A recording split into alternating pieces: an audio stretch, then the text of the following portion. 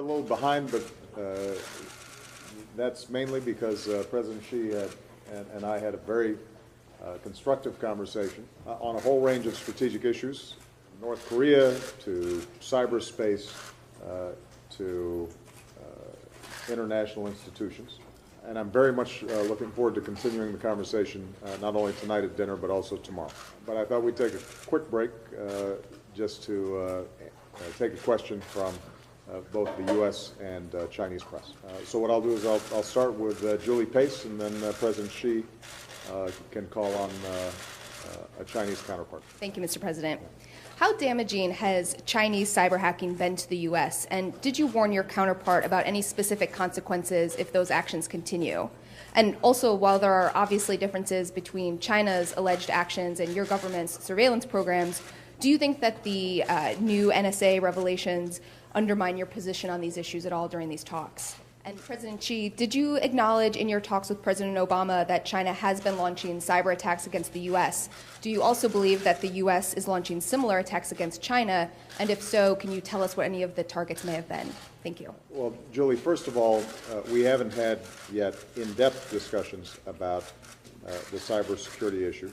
We're speaking at the 40,000-foot level, and we'll have more intensive discussions during this evening's dinner. What both President Xi and I recognized is that because of these incredible advances in technology,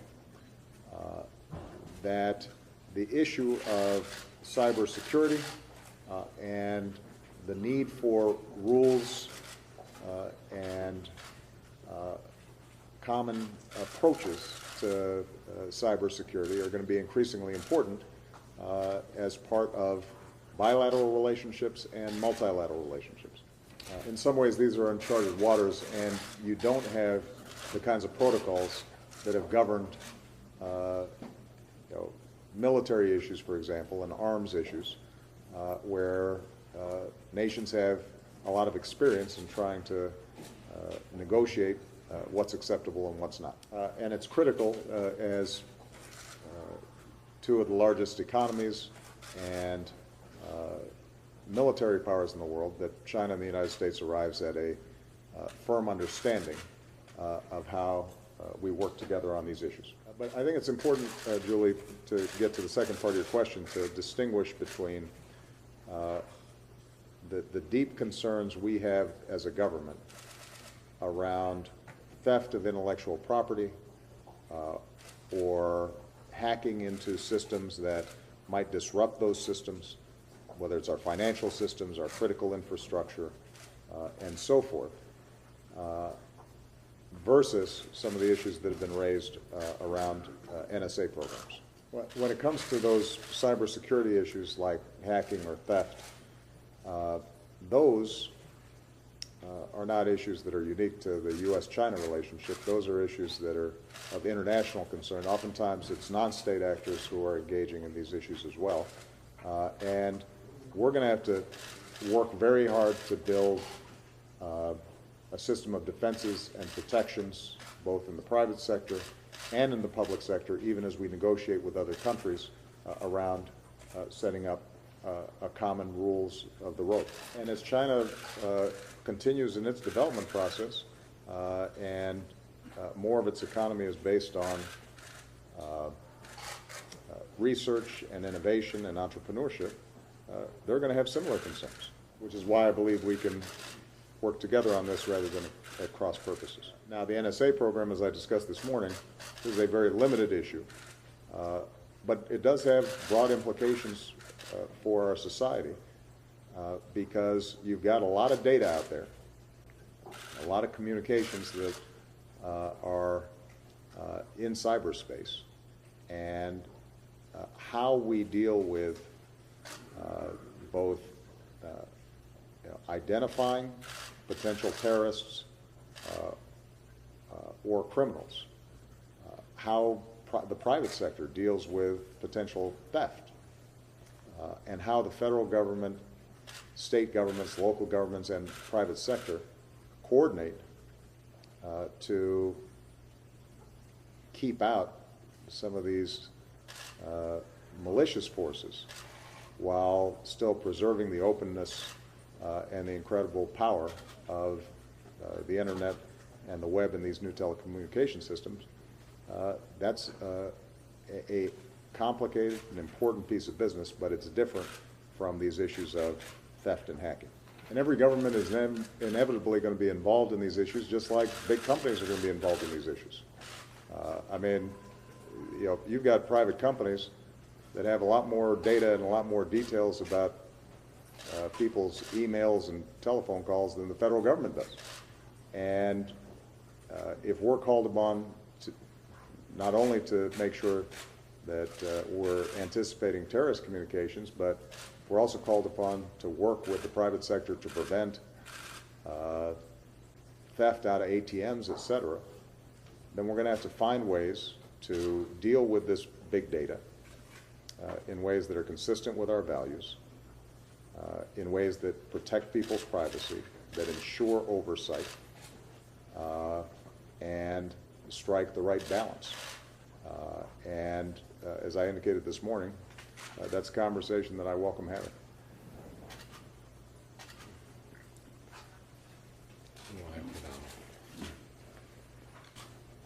As President Obama said in our meeting this afternoon, we just briefly touched upon the issue of cybersecurity. And the Chinese government is firm in upholding cybersecurity, and we have major concerns about cybersecurity. And a few days before President Obama and I meet today, I note sharply increased media coverage of the issue of cybersecurity. This might give people the sense or feeling that cybersecurity as a threat mainly comes from China, or that the issue of cybersecurity is the biggest problem in the China-US relationship. The application of new technology is a double-edged sword. On the one hand, it will drive progress in ensuring better material and cultural life for the people. On the other hand, it might create some problems for regulators, and it might infringe upon the rights of states, enterprises, societies, and individuals. We need to pay close attention to this issue and study ways to effectively resolve this issue. And this matter can actually be an area for China and the United States to work together with each other in a pragmatic way. And I'm happy to learn that within the context of the China-US Strategic and Economic Dialogue, a working group has been established to discuss cybersecurity issues. So this is an issue that the two sides will continue to discuss. By conducting good faith cooperation, we can remove misgivings and make information security and cybersecurity a positive area of cooperation between China and the US. Because China and the United States both have a need and both share a concern. And China is a victim of cyber attacks. And we hope that earnest measures can be taken to resolve this matter. Thank you.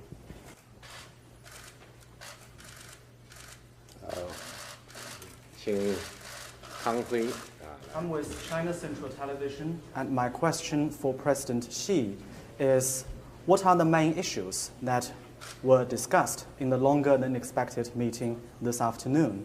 And what are the major areas of consensus that have emerged from the discussion? And last year, when you were visiting the United States, you raised the concept of the two sides working together to explore what you call a new model of major country relationship, something that is unprecedented in the relationship and that can inspire future generations. And after this concept was raised, there has been much discussion and comment on it, both in China and the United States and in the world more broadly. So, did you have further discussion on this issue in your meeting this afternoon? And my question for President Obama is, what will the United States do to contribute to the building of a new model of major country relationship between China and the US? In the first meeting that I've had with President Obama this afternoon, we had in-depth, sincere, and candid discussion on the domestic and foreign policies of China and the United States, on our joint work to build a new model of major country relationship, and on international and regional issues of mutual interest. And the President and I reached important consensus on these issues. I stated very clearly to President Obama that China will be firmly committed to the path of peaceful development, and China will be firm in deepening reform and opening up the country wider to the world. China will work hard to realize the Chinese dream of the great national renewal, and will work hard to push forward the noble cause of peace and development for all mankind.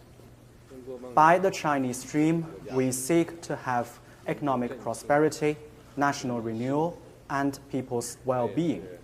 The Chinese dream is about cooperation, development, peace, and win, and it is connected to the American dream and the beautiful dreams people in other countries may have. President Obama and I both believe that in an age of economic globalization and facing the objective need of countries sticking together in the face of difficulties, China and the United States must find a new path, one that is different from the inevitable confrontation and conflict between the major countries of the past. And that is to say, the two sides must work together to build a new model of major country relationship based on mutual respect and win-win cooperation for the benefit of the Chinese and American peoples and people elsewhere in the world. The international community looks to China and the United States to deliver this. When China and the United States work together, we can be an anchor for world stability and a propeller of world peace. I stand ready to work with President Obama to expand on all levels of exchanges between the two sides. I look forward to maintaining close communication with the President through mutual visits, bilateral meetings, exchange of letters and phone calls. And I invite President Obama to come to China at an appropriate time, and we look forward to visiting each other's countries. At the same time, the two sides will progress in the various bilateral mechanisms, such as the strategic and economic dialogue and the high-level consultation on people-to-people exchange. Also, the Chinese Minister of Foreign Affairs and the Chinese Minister of National Defense will both make visits to the United States within the year. Our two sides should also step up exchanges and cooperation in economy and trade, energy, environment, people-to-people, and cultural fields, as well as at the subnational level, so that we can deepen the shared interests of the two countries and expand them to all areas. We should also improve and strengthen the military-to-military relationship between the two countries and promote the building of a new model of military relationship between the two sides. The two sides should also improve coordination on macroeconomic policies, so that by strengthening cooperation, we can contribute to our respective development at home and promote strong, sustainable, and balanced economic growth in the Asia-Pacific region and the world at large. And I'm confident in our joint effort to build a new model of major country relationship. I believe success hinges on the human effort. Firstly, both sides have the political will to build this relationship. Secondly, our cooperation in the last 40 years provides a good foundation for us to build on. Thirdly, between China and the United States, there are over 90 intergovernmental mechanisms which provide the institutional underpinning for our efforts. There is strong public support for this kind of relationship between China and the United States. There are 220 pairs of sister provinces, states, and cities between China and the US. There are 190,000 Chinese students in the United States and 20,000 American students in China. And fifth, there is enormous scope for future cooperation between China and the US. Of course, this endeavor is unprecedented and one that will inspire future generations. So we need to deepen our mutual understanding, strengthen our mutual trust, further develop our cooperation, and manage our differences, so that we can avoid the traditional path of inevitable confrontation between major countries and really embark on a new path. The Chinese nation and the American nation are great nations, and the Chinese people and the American people are great peoples. As long as we stand high and look far, as long as we make specific progress and accumulate them over time, as long as we maintain confidence and determination, as long as we have wisdom and patience, I'm confident that we will succeed in achieving this historical mission. I'm sorry for going too long. Thank you.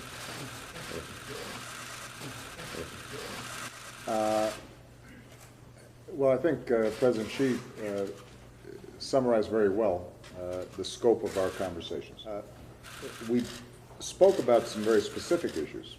For example, President Xi mentioned the importance of military-to-military communications. In the past, we've had high-level diplomatic communications about economic and strategic issues, but we haven't always had as effective communications between our militaries, and at a time when there's so much activity around the world, it's very important that we each understand our strategic objectives at the military as well as the political levels. So that's an example of concrete progress that can advance this new model of relations between the United States and China. So we'll be taking steps to institutionalize and regularize such discussions. 所以我们采取措施使这种讨论能够制度化、经常性的。But more broadly, I think President Xi identified the essence of our discussions, in which we shared our respective visions for our country's futures, and agreed that we're more likely to achieve our objectives of prosperity and security of our people if we are working together cooperatively rather than engaged in conflict. And I emphasize my firm belief to President Xi that it is very much in the interest of the United States for China to continue its peaceful rise, because if China is successful, that helps to drive the world economy, and it puts China in a position to work with us as equal partners in dealing with many of the global challenges that no single nation can address by itself. So, for example, neither country by itself can deal with the challenge of climate change. That's an issue that we'll have to deal with together.